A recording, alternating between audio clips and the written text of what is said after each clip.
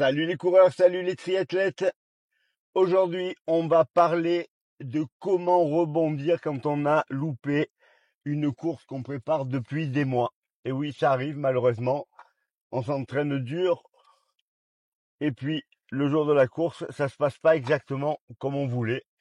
Il y a une énorme déception et on va voir ensemble comment on se sort de là, comment on arrive à repartir pour de nouvelles aventures. Vous vous êtes entraîné pendant des mois, vous avez sacrifié beaucoup de choses. Vous avez fait attention à l'alimentation, vous avez supprimé les sorties, vous êtes préparé pour un Ironman, pour un marathon, pour un peu n'importe quoi, ce que vous vouliez, mais vraiment une vraie grosse préparation. Là, je m'adresse carrément aux gens qui investissent énormément de temps dans leur préparation. Et puis le jour de la course, ça se passe pas bien et vous échouez. Comment faire derrière pour rebondir? C'est pas évident. Et pourtant, si je vous disais que pour moi, c'est beaucoup plus facile de rebondir après un échec qu'après une réussite. Vous allez me dire, tiens, c'est bizarre ça. Et pourtant, je vous garantis qu'en ce qui me concerne, en tout cas, c'est souvent le cas. Je vais vous prendre un exemple très récent. Comme vous le savez, et si vous ne savez pas, pourtant je vous l'ai dit et redit, hein, tellement je suis fier de ça. J'ai gagné le marathon de Berlin dans ma catégorie. Et d'habitude, après Berlin, j'enchaîne Valence directement. Là, ok, je suis blessé, ok, j'ai mal au tendon, c'est une réalité. Mais si j'avais pas fait ça à Berlin, vu que le chrono était pas exactement celui que je voulais, je vous garantis que j'aurais tout fait pour tenter de courir le marathon de Valence. Et là, j'ai arrêté très vite parce qu'en fait, ma motivation, elle était un peu moindre. J'avais pas envie de courir parce que effectivement j'ai mal en courant et que c'est chiant d'avoir mal en courant, mais je l'ai fait 1000 fois. Et là, non. Là, mon cerveau, il avait pas vraiment envie. Et je sais que si j'avais pas réussi cette perf sur le marathon de Berlin, bah, je pense que je serais en train de préparer le marathon de Valence. Mais quand on est super satisfait, bah, des fois, on a tendance derrière à lever un petit peu le pied, à avoir envie de remanger, etc. Par contre, quand on loupe sa course, bah, souvent, on ressort de là le couteau entre les dents. Pourtant, on est déçu, hein. On est super déçu. Mais on se dit, c'est pas possible. Parce que quand je parle de déception, ça veut dire que on a le potentiel pour faire le chrono espéré ou la place espérée. Tous les tests l'ont montré et le jour de la course, ça s'est mal passé. Alors déjà, la première chose à faire, avant de parler de rebond, c'est d'analyser pourquoi ça s'est mal passé. Et là, je vais prendre un exemple très frais. J'ai un coureur qui s'appelle Clément, qui regarde toutes les vidéos, donc salut Clément, qui s'est préparé super durement pendant des mois. Vraiment, presque 20 semaines de préparation. Il a loupé aucune séance, des doubles séances dans la journée. Vraiment une préparation parfaite, des allures parfaites. Moi, j'en étais même arrivé à me dire que l'objectif qu'on avait mis en place pour son marathon, il était un peu haut. Mais j'avais un gros doute sur un truc, la course qu'il avait choisie. Et oui, parce que dans les paramètres pour réussir une épreuve, il faut pas se tromper au moment de l'inscription sur une course. Et là, malheureusement, Clément, il s'est trompé. Quand j'ai commencé à préparer Clément, on va dire il y a 5 mois, et qu'il m'a dit qu'il était inscrit au marathon de Porto, je me suis dit, tiens, c'est bizarre, Porto, j'ai aucun coureur qui va là-bas pour faire des perfs. Ce que j'ai fait, je me suis plongé dans le résultat du marathon de Porto, et là, je me suis aperçu que personne n'allait en dessous de 2h10. Je me suis dit, petit marathon, bon, peut-être. Et puis, j'ai bien sûr continué l'analyse. J'ai regardé qui gagnait les marathons de Porto, et je me suis rendu compte que c'était des coureurs qui valaient 1h01 sur le semi. Et là, je me suis dit, ah, peut-être c'est cette année-là. J'ai regardé l'année d'avant, même chose. Et là, j'ai compris. Il y a un problème sur le marathon de Porto. Sinon, ça irait beaucoup plus vite. Il n'y a plus un marathon plat qui se gagne en plus de 2h06. Maintenant, ça n'existe plus. Ça n'a pas loupé. Hier, marathon de Porto, 10 premiers kilomètres, je vois que Clément, il tient l'allure, et puis d'un coup, ça s'effondre. Je vous passe le détail, mais Clément, il n'a pas du tout fait l'objectif qui était prévu. On visait 2h43, 44. Il a fini comme il a pu en 2h50, parce qu'en plus de ça, quand vous êtes plus dans la plaque, ben c'est compliqué d'aller au bout. Et déjà, je le félicite de ne pas avoir lâché l'affaire, parce qu'il aurait très bien pu mettre le clignotant. Qu'est-ce qui s'est passé? À Porto, il y a énormément de vent. à partir du 10e kilomètre, vous avez 20 kilomètres face au vent. Un peu comme dans le sud quand vous courez face au Mistral. Et là, Clément m'a dit, on avait beau être dans un groupe, l'allure, elle a fondu. Alors Clément, il m'a dit, quand j'ai vu que l'allure, elle plongeait dans le groupe, j'ai tenté de me décaler et de partir tout seul. Il m'a dit, au bout de 500 mètres, j'ai compris que je pourrais aller nulle part. Le vent était tellement fort, c'était pas possible. En plus, le sol, il y a des pavés. En plus, le sol, il y a des trous. Résultat, impossible qu'il tienne l'allure. Impossible. Alors il a tenu l'allure, hein.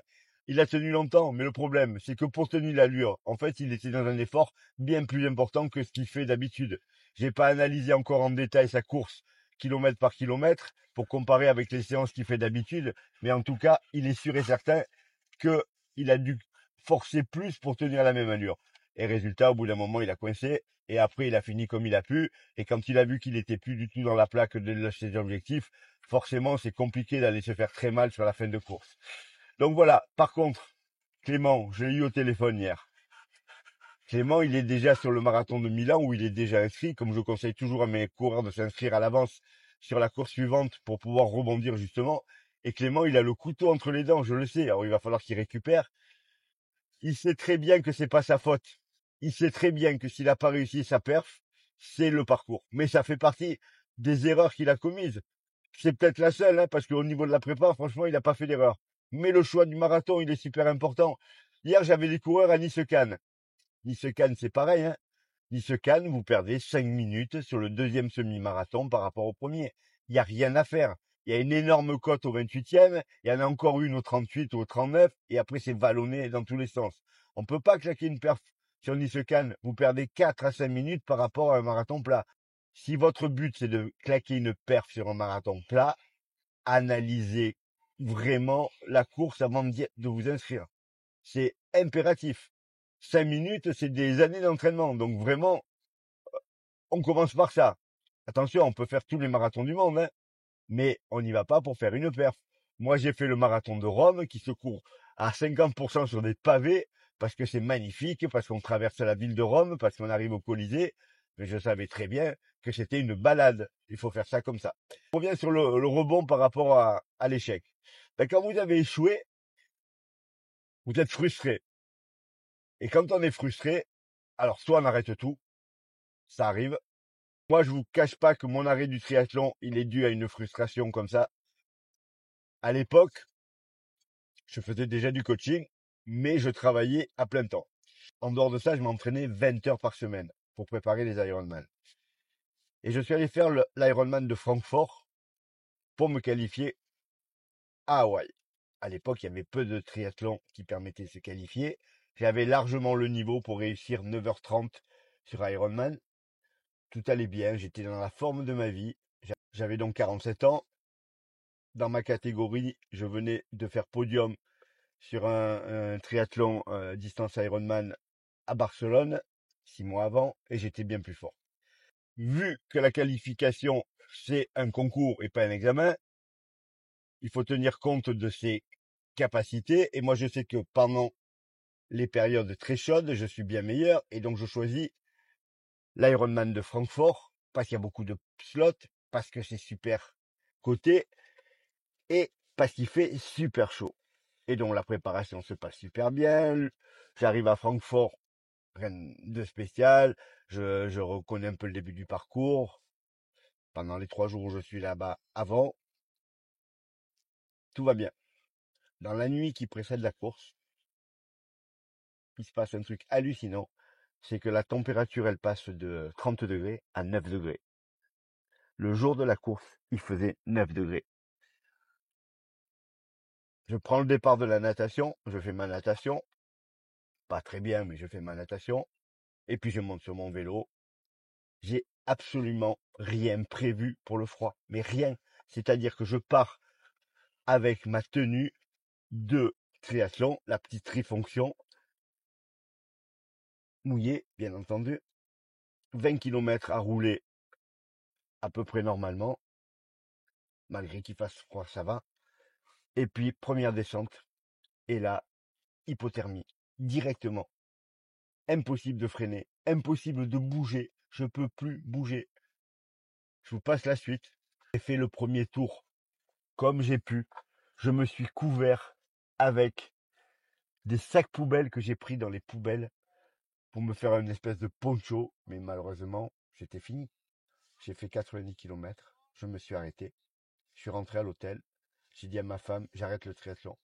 Je m'étais tellement investi que je me sentais plus de recommencer.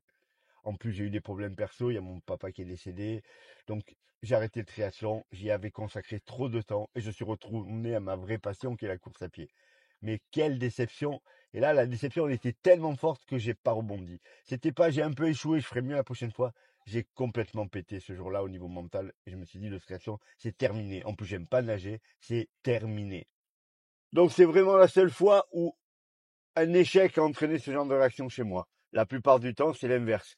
Si je fais pas exactement ce que je veux, je suis encore plus motivé pour le refaire.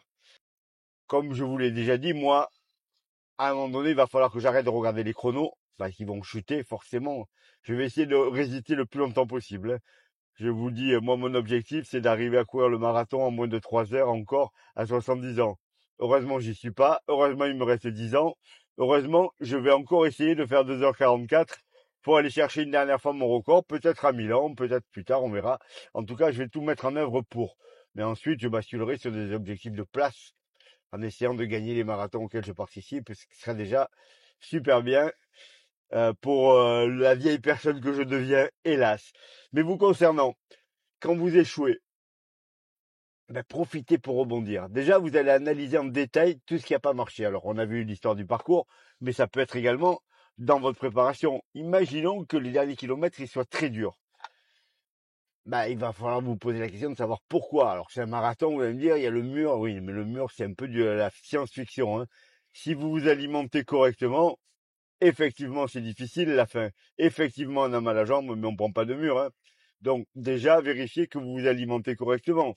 Est-ce que vous prenez bien 1 gramme de glucides par kilo de poids de corps minimum?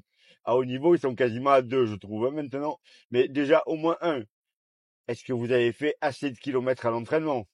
Quand je vois les plans qui sont donnés sur Internet, avec des préparations marathon de 8 semaines, ça me paraît aberrant. Quand je vois les plans qui sont donnés par des applications de coaching, ou les sorties longues, bah, c'est 2, 3 sorties longues avant le marathon, alors qu'il faut accumuler les kilomètres pour être bien dans une fin de marathon. Pourquoi je suis capable de faire le deuxième semi de mes marathons quasiment toujours à la même vitesse, alors que c'est plus dur.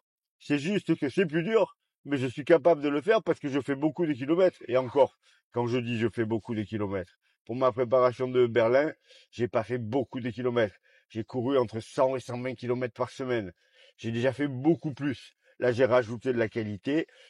Il faut trouver ce qui est bon pour vous. Mais si vous avez mal aux jambes en fin de course, si vous crampez, n'allez pas chercher, oh, j'ai pas assez pris d'électrolytes, j'ai pas assez pris de ci. Vous avez souvent fait pas assez de kilomètres. Donc, par exemple, c'est un truc qu'il faudra modifier. Si par contre, vous n'avez pas eu mal aux jambes, que tout s'est super bien passé, mais que vous avez échoué sur votre chrono, ben, c'est qu'il était peut-être trop ambitieux et qu'il va falloir trouver un moyen de progresser autrement. Ça va être quoi? Ben, ça va être, ah ben, tiens, j'avais 2 kilos de trop, là, j'avais un petit peu de graisse sur le ventre. La prochaine fois, je fais mon marathon sans les 2 kilos de graisse et je vais gagner 7, 8 secondes au kilomètre. Et ça va être beaucoup plus facile. Ou l'inverse. J'étais super affûté, peut-être trop, je me suis senti un peu faible sur la fin. Et si j'essayais de courir le marathon avec 1 ou 2 kilos de plus? En tout cas, il faut adapter. Ou alors, vous dire, bon, ben, il faut que je progresse. Et dans quoi il faut que je progresse? Eh ben, il faut que je fasse un peu de VMA parce que ma perf, elle correspond à mon niveau, mais il faut que j'aille chercher plus haut. Ou l'inverse. Ma VMA me dit que je dois pouvoir faire 3 heures au marathon et je fais 3h20. Je manque d'endurance, il va falloir que je fasse plus de seuil pour augmenter le pourcentage de VMA que je tiens dans le temps. Ça, c'est l'analyse de la course. J'ai déjà fait plein de vidéos là-dessus. Mais votre motivation, elle doit être décuplée. Elle ne doit pas s'effondrer parce que vous avez échoué. Bien au contraire. Dites-vous que, au contraire, la perf, c'est la prochaine fois. Il faut vous dire que la perf, elle arrive. C'est beaucoup plus motivant pour l'entraînement de se dire, je vais m'entraîner dur et cette fois, je vais réussir, que d'avoir déjà réussi et avoir un petit doute sur le fait de pouvoir aller plus vite. Moi, ça m'a coûté cher, ça, hein. En 2007, je fais 2h48 au marathon. En m'entraînant 60-70 km par semaine, en travaillant à côté. Et au fond de moi, c'était mon objectif, courir le marathon à 15 à l'heure. Après, je suis passé sur le triathlon. Mais je suis aussi passé sur le triathlon à cause de cette réussite. Parce que dans ma tête, je pouvais pas aller plus vite. C'était stupide, hein, parce que à l'époque, alors, il n'y avait pas les chaussures carbone, mais j'avais sans doute un 2h35 dans les jambes sans problème en m'entraînant comme je m'entraîne maintenant. Mais dans ma tête, j'avais réussi ce que je voulais. Eh ben, la motivation, elle est tombée et je suis parti faire de l'Ironman pour trouver une nouvelle source de motivation. Je vous garantis que si je n'avais pas fait 2h48, j'en aurais fait plein d'autres de marathons à bloc. Alors, j'en ai toujours fait des marathons, mais après, je faisais des marathons d'entraînement. Et ce succès-là, il m'a bloqué mentalement. Je pensais pas que je pouvais aller plus vite et j'avais réussi ce que je voulais. Il fallait que je fasse autre chose. Si j'avais échoué ce jour-là dans cette quête du 2h48, je vous garantis que j'aurais tenté de le faire la fois d'après et la fois d'après et la fois d'après. Donc voilà, si vous avez échoué, dites-vous que c'est la prochaine fois que vous allez réussir. Profitez de ça pour améliorer votre préparation, pas forcément en faire plus, l'améliorer. Profitez de ça pour vous dire attention, la prochaine fois, je vais choisir un marathon qui sera roulant pour pas me retrouver en galère. Profitez pour progresser dans votre analyse de la course à pied. Profitez également pour profiter dans la qualité de vos séances et aller chercher ce qui vous plaît. Mais je vous garantis que la motivation, eh ben, elle va être décuplée si vous échouez. Après, on peut réussir et immédiatement avoir un autre objectif. Et ça, c'est bien aussi. Ça évite justement le j'ai atteint mon objectif, je ferai pas mieux. Si. Bah si, tu as atteint ton objectif, mais tu peux t'entraîner encore mieux. Donc vraiment, échec, le rebond, il me paraît facile. Vous devez vous venger. Il y a une chose que je fais faire à certains de mes coureurs qui échouent sur marathon. Quand je vois qu'ils n'ont pas couru la totalité de la course, c'est-à-dire qu'ils ont fait 30 bornes allure marathon et derrière ils ont ralenti. C'est que souvent je leur propose de refaire un marathon un mois après. Juste le temps de récupérer, parce qu'en fait, qu'est-ce qu'ils ont fait? Ils ont fait une grosse sortie longue et ils ont fini en footing. Bah, ça fait une super séance de préparation pour le marathon suivant. Et là, pour mon coureur Clément, j'y ai pensé, mais le problème, c'est que c'est trop tard. Malheureusement, il n'y a plus de marathon, il n'y a plus que le marathon de Valence, et malheureusement, on ne sait pas trop s'il va avoir lieu. Et après, il y a le marathon de Malaga, mais je le connais absolument pas. A priori, il y a du dénivelé, et donc je vais pas l'envoyer en galère, reprendre un parcours dégueulasse. Donc voilà les coureurs, voilà les triathlètes. N'hésitez pas en commentaire à me dire si vous êtes plus motivé après un échec ou après un succès. Vous avez peut-être pas du tout la même vision que moi, mais moi je sais que j'ai beaucoup de coureurs, hein, quand ils ont réussi, ben, ils ont souvent envie de s'arrêter en me disant bon, je vais faire une coupure maintenant, alors que quelqu'un qui échoue, jamais il me dit ça. Donc je pense que c'est un peu général quand même, cette sensation de revanche qu'on a quand on a échoué. On a vraiment envie d'aller récupérer ce qu'on nous a volé, cette perf qu'on attendait depuis des semaines et des mois, cette perf qu'on méritait parce qu'on s'est entraîné dur. Voilà les coureurs, voilà les triathlètes, entraînez-vous bien et si vous avez échoué, c'est pas grave, la prochaine fois, vous allez tout casser.